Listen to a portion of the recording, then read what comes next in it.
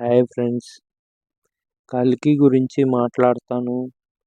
కలియుగాన్ని రక్షించటానికి మనకి శ్రీ మహావిష్ణువు అవతారంలో ఆవిర్భవించేటటువంటి మన శ్రీ మహావిష్ణువుని గురించి మాట్లాడతాను అనుకుంటే శివపార్వతుల్ని పిక్చర్ కాబట్టి చెప్తున్నాను అనుకోవద్దు.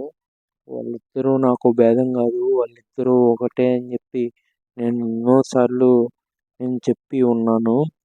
వాళ్ళు పార్వతీ పరమేశ్వరులే అని నా అభిప్రాయం. ఎడం పక్కన మన అమ్మ అయినటువంటి విష్ణువు ఉంటే, కుడి పక్కన మన్ని సృష్టిని నడిపించేటటువంటి లయం చేసేటటువంటి శివుడు ఉన్నాడు. పాయింట్లోకి వెళ్ళిపోదాం. ఎందుకు అంటే బోరు కొట్టించడం నాకు ఇష్టం ఉండదు, లాగైన వీడియోలు చూడరు అని చెప్పి నాకు బాగా తెలుసు. అందుకే పాయింట్లోకి వెళ్ళిపోతున్నా. ఈ మెయిన్ పాయింట్ నేను పట్టుకోవటానికి కారణం కల్కి సినిమా. కల్కి సినిమా చూసిన తర్వాత నాకైతే మన చరిత్ర ఎంత గొప్పది అనేది మళ్ళీ గుర్తు చేయటానికి సినిమా తీశారు అనిపించింది. What are it maybe, wrong చూపించారా లేదా రైట్ చూపించారా అని నేను క్రిటిసైజ్ చేయట్లేదు, అలా సమర్థించట్లేదు. ఇది మీకు ముందుగా చెప్తున్నా.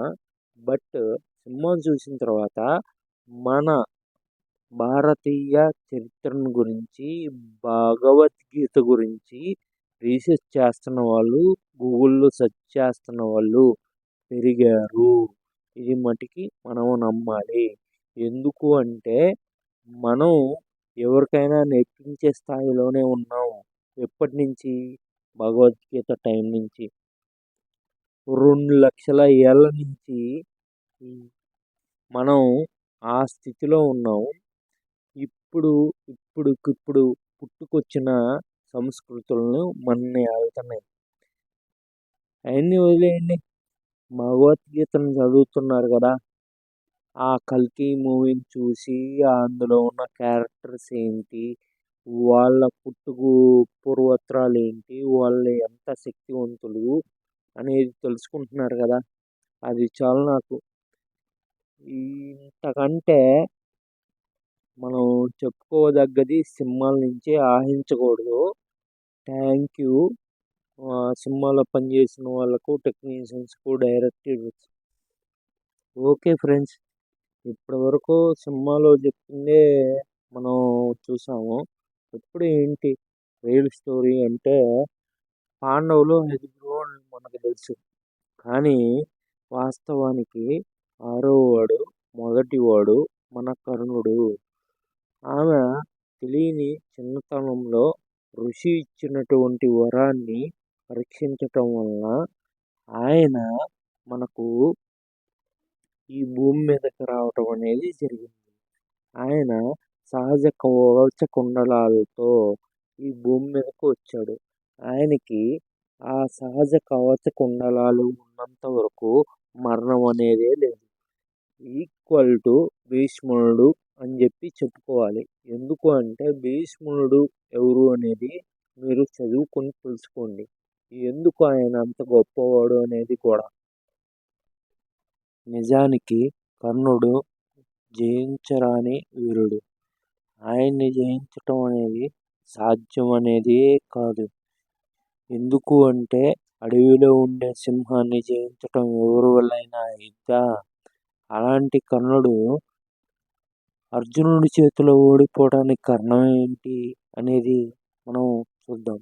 ఆయన స్నేహధర్మాన్ని విడనాడలేక, స్నేహం పట్ల ఉన్నటువంటి ఆయన అంత స్నేహధర్మం కోసం ఆయన కీర్తిని కూడా వదులుకొని ఆయన కురుక్షేత్రంలో సమాధి అవ్వటానికి సిద్ధమయ్యాడు అనేది మనందరికీ తెలుసు.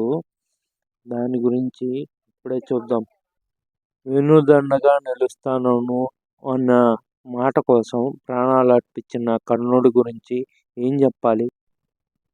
శ్రీకృష్ణుడే భగవద్గీతలో సైతం ఇంకెందుకు మనం కల్కినే మూవీని ఆధారం చేసుకుని వీడియో చేస్తున్నాం కాబట్టి కల్కి మూవీలో చెప్పారు కదా ఆయన శక్తి ఎంత అనేది అర్జునుడు ఊహించలేక ఉంటే ఆయన చెప్పాడు, నీకు సైతం నేనున్నాను, భగవంతుణ్ణి నేను, నీ ఆయనకి ఎవరున్నారు అని చెప్పాడు.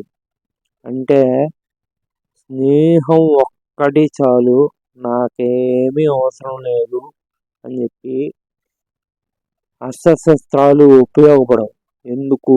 గురువు ఇచ్చిన శాపం ఉంది, భూదేవి ఇచ్చిన శాపం ఉంది, అనేక శాపాలకు గురై కుంగి కృషించి ఉన్న స్థితిలో మాత్రమే అర్జునుడు ఆయన మీదకి రథం కూడా లేదు, భూమిలో కుంగిపోయి ఉంటే భూదేవి శాపం వలన ఆయనకి ఇచ్చినటువంటి శాపం వలన కుంగిపోయి ఉంటే ఆ రథాన్ని ఎత్తుతున్నప్పుడు నిరాధేయుడుగా ఉన్నటువంటి ఆయన మీదకి అర్జునుడు దాడి చెయ్యను అంటే కృష్ణుడు అంతటువంటి భగవంతుడు నువ్వు ఇప్పుడు తప్ప ఎప్పుడు చంపలేవు, నువ్వు ఇప్పుడే దాడి చెయ్యాలి అని చెప్పాడు అంటే ఆయన అంత గొప్ప వీరుడు చూడండి. ఇది కల్కి సినిమాలో అంత ఉపోద్ఘాతం ఉండదుగా. ఇది తీయాలంటే మళ్ళీ ఓ 4-5 వందల కోట్లు ఏమైనా ఖర్చు అయిద్దేమో తెలీదు, అంత గొప్పోడు.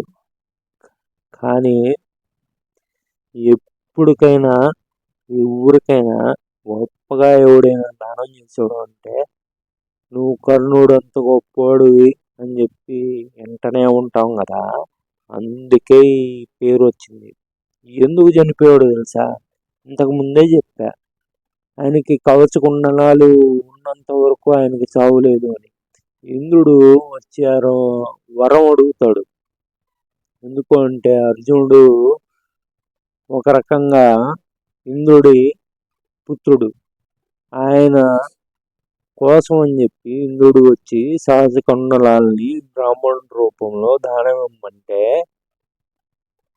ఆయన మాయ రూపంలో ఉన్న ఇంద్రుడు అని కూడా తెలిసి కూడా ఇంద్రుడంత వాడు నన్ను దానం అడిగాడు, నేను ఇవ్వకపోతే ఎట్టా అని చెప్పి చేశాడు.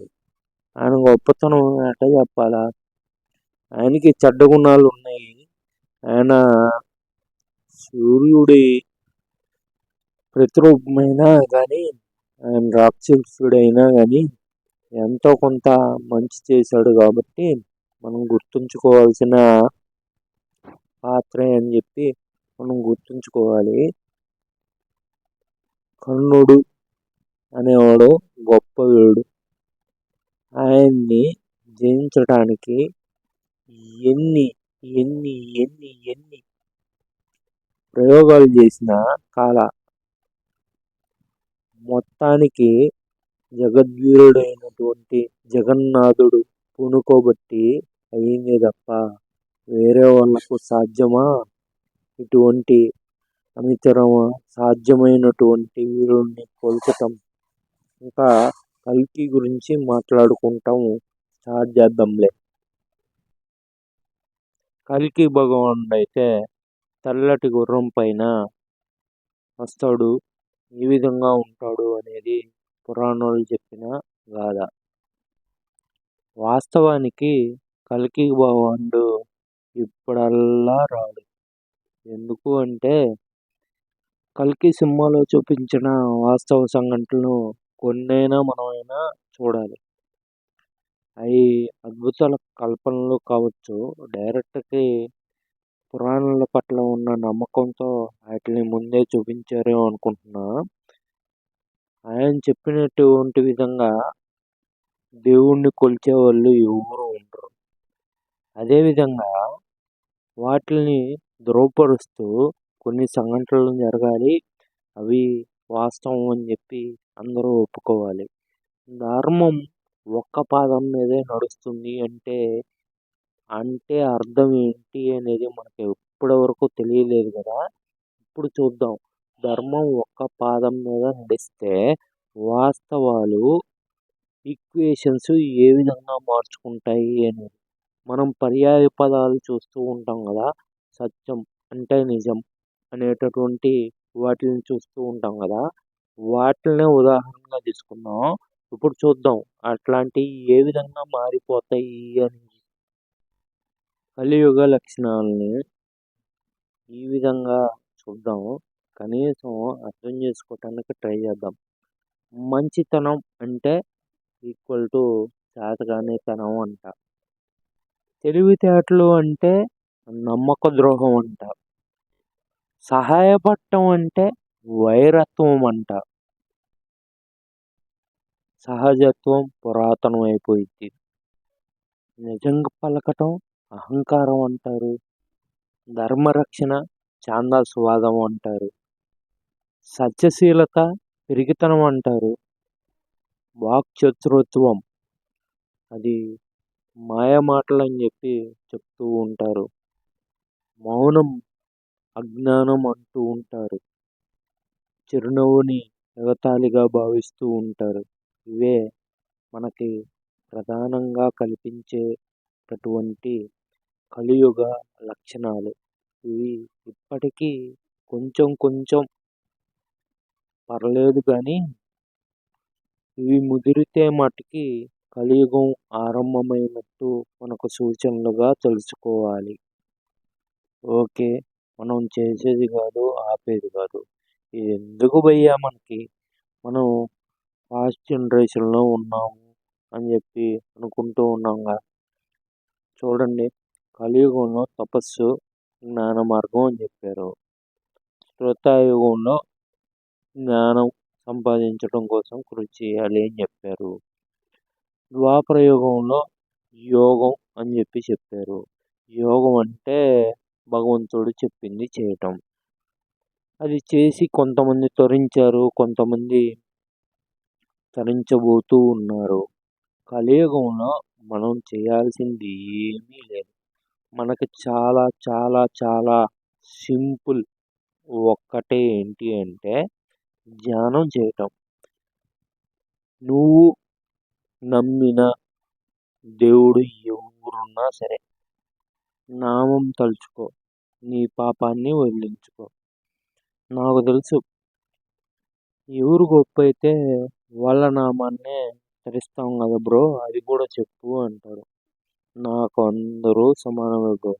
నేను అవ్వటానికి శివభక్తుడిని.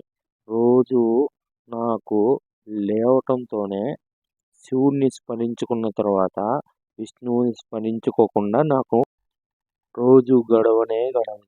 ఎందుకు అంటే నిజమైన భక్తుడు పూజించే విగ్రహంలో కాదు, తలుచుకునే నామంలో ఉన్నటువంటి శక్తిని వెతకాలి అనేది నా కాన్సెప్ట్.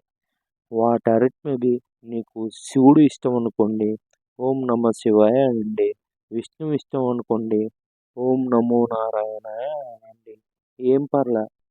ఎందుకు అంటే ఈ పిక్చర్‌లో చూడండి శివుడు, విష్ణువు ఒకే రూపంలో ఉన్నారు. ఇక్కడ వాళ్ళిద్దరూ భేదం కాదని ఏం చెప్తుంది? ఏమీ చెప్పట్లా. విష్ణుమూర్తికి వాహనమైనటువంటి గరుత్మంతుడు విష్ణువు ముందు ఉన్నాడు. అదేవిధంగా శంకరుడికి నంది ఉన్నారు. ఒకళ్ళనొకళ్ళు మొక్కుకోవట్లేదా చెప్పండి? సరే ఇయన్నీ కాదు. నామస్మరణ, ఆయన గానం, భగవద్ధ్యానం అనేది ఎంత గొప్పగా ఉండిద్ది అంటే పరవశుడై తన ఖడ్గమునే భూమిపైకి దించిన అన్నమాచార్యుని కీర్తన వినకుండా ఆ స్వామివారే నిద్రలేవరు. నేను ఆయన కీర్తనతోనే మేలుకుంటాను. ఎందుకు అంటే నాకు అదే కలియుగం ప్రభావం వల్ల మనకి ఎప్పుడు నిద్రపోతామో తెలీదు. ఎప్పుడు లేస్తామో తెలీదు. సెల్‌లోనో ఏదో అలారం పెట్టుకుంటాంగా. ఆయన సుప్రభాతంతోనే నేను నిద్రలేస్తా. అంటే నేనేమైనా ఆయన భక్తుడిని కాదా అంటే సర్వలోకాంతర్యామి ఏ రూపంలో ఉన్న నాకు భగవంతుడే. నమ్మండి చాలు.